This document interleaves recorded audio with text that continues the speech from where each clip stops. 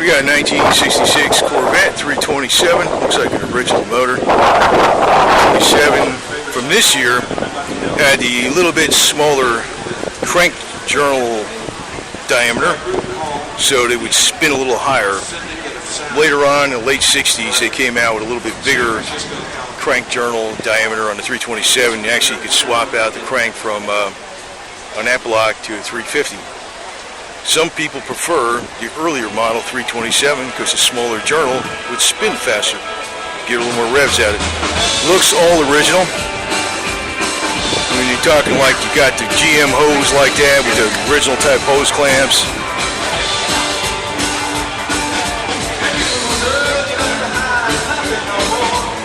You notice all the earlier blocks had a dipstick for the oil on the driver's side.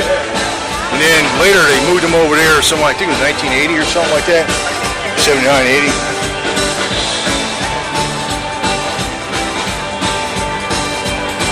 This one's in real primo shape. Usually they got, you know, like from putting the top on, a little line there that you just can't avoid.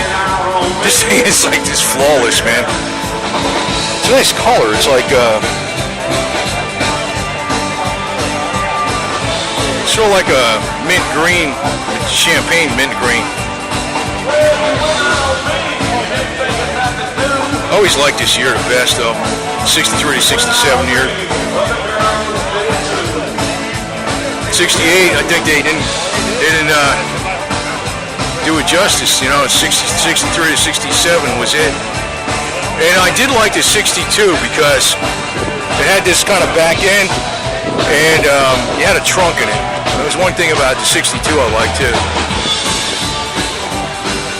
It's like for everything they improve, they take away something too, you know? So the old stuff is always better.